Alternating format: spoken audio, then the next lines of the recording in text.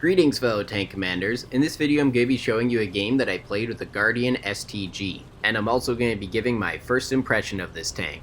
This is a tier 8 Soviet premium medium tank with regular matchmaking. The game I'm playing is a standard battle on Kasserine Pass with tier 8 as the top tier and 1 artillery on each team. For this game my tank is equipped with binoculars, a gun rammer, and enhanced gun laying drive. I initially tried improved ventilation instead of the enhanced gun laying drive, but that slight increase in reload time just wasn't worth that reduced aim time. I'm using a Soviet crew which has 16 crew skills and perks.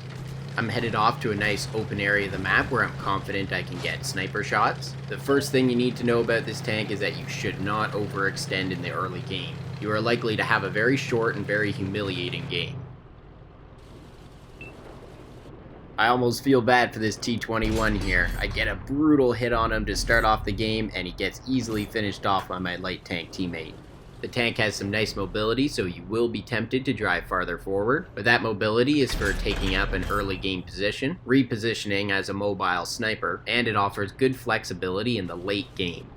It's got a 50-kilometer top speed, a 14.29 horsepower to ton ratio. It's got good track traverse speed, and the turret traverse speed to go with it is pretty good, but a little bit slower. This will allow you to make some classic medium tank swarming maneuvers in the late game, and just gives you some overall better flexibility, which will just make you feel more comfortable in the tank. And to go with this mobility, it gets a fully rotating turret, unlike the Object 416, which is quite similar to this tank in appearance. Now, a turreted Russian tank fighting with a 122mm cannon usually isn't that accurate, but the accuracy with this gun is beautiful. It's a 0.33 accuracy at 100 meters, and since I'm running food with the STG, it makes it even better. This accuracy for the size of caliber that you're using is even better than some of the tier 10 medium tanks. The penetration values for this gun are pretty good. They're not as great as other tier 8 Soviet tanks with the 122, but given the flexibility of this tank, it's quite easy to work around that slightly lacking penetration. I think it's more than enough for what this tank's going to be doing, and so far I've been able to shred most tier 8 and 9 targets. You will start having a little bit of trouble when you have to fight the really heavily armored tanks like E-75s from the front, but keep in mind, most tanks have that problem. I haven't had too much experience fighting tier 10s with the STG yet, but so far it's been performing quite well. Another thing to note when you're sniping is that this tank has a good ammo capacity. 35 shells is going to be more than enough for most games, but like any other tank, you do have to watch your shell count in the late game. Now there's obviously a reason why this tank got such a great gun, and that's because defensively its armor is quite weak. Don't rely on the hull armor for anything. I wouldn't make bouncing shots off your turret a requirement in your strategy. Some enemies find your commander's hatch, others don't. Enjoy the bounces when they happen, but be prepared for the shots to go through. The best way to handle this is just to keep wiggling your tank around while you're reloading.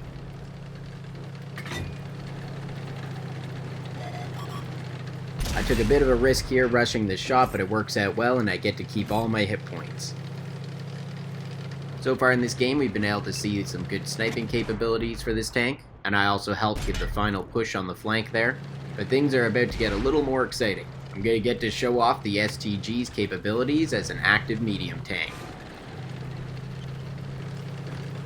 I got a quick glance of a mutant in the distance there, and I don't really have enough time here to just wait for him to pop out because the enemy's starting to put a lot of pressure on my base, so I've got to start falling back while keeping an eye on that mutant. I had to take a rush shot there and it didn't work out. So far for me, I haven't had a lot of luck with shots on the move, unless I'm quite close to the enemy, but that's to be expected with a 122mm cannon on a medium tank. That is quite a lucky pen there. I just got enough of the mutant side armor and that was with a regular round. But now I'm going to switch to my APCR shell since I have to duel this heavy tank on my own. Using my good mobility here, I decided to try to flank around the mutant and gain the element of surprise.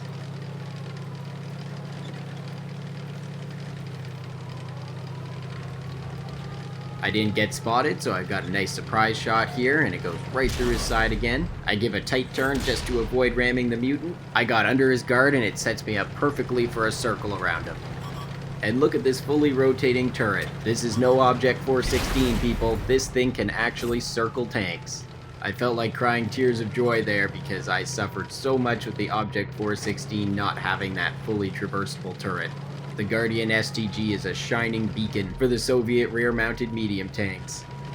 I'm headed back to the base as fast as I can, and I've got full hit points here so I can just drive right in there and reset the cap.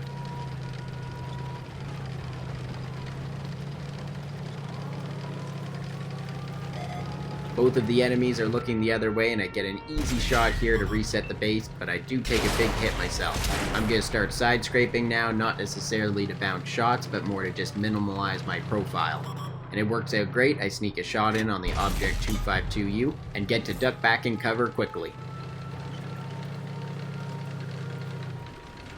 I realized here that my teammates were capturing the enemy base, and so I only had a few seconds left on the clock, and I just managed to kill that heavy tank in time. It's a shame I didn't get to farm up the few remaining hit points, but it was still a great game. Now let's check the post-game stats and see how I did.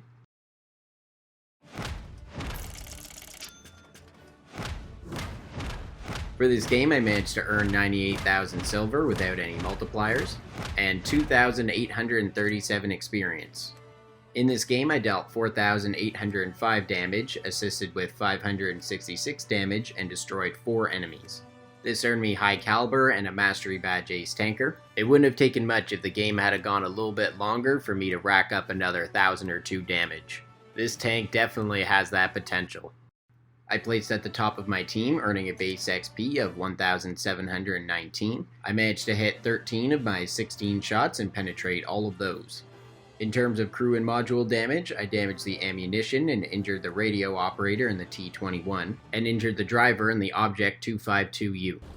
Overall, I've had a great first impression of this tank. It's got a very defined passive role, which not all medium tanks get, but it also has good enough flexibility that you'll be able to keep up with the assault moves of other Soviet medium tanks in the late game. And just hands down, the best thing about this tank is the gun performance. I haven't had any major problems with it so far, and I thought the reload speed might bother me a little bit more, but because you have a turret and you have range on your side, it doesn't end up being that noticeable. This tank is going to be appealing to players who like to be passive in the early game, but also like to cause some mayhem in the mid to late game. And for me, this has been a really nice change up in game style. And if you like the kind of role that this tank is going to play on the battlefield, you're going to have a lot of fun with it. It does its job very well. It's also good to note that when you're using this tank, you get a 50% silver earning bonus. So far, I've been making great silver, and I have no worries about running premium consumables or premium ammunition. The STG only gets a 10% XP multiplier, which just gives it enough XP earnings to make you feel like you're using a premium tank. Well, that's all for this video. I hope you enjoyed that game with the Guardian STG, and that you found my first impression of this tank to be helpful. I'm looking forward to sharing many more games with this tank. Stay tuned for more awesome World of Tanks videos.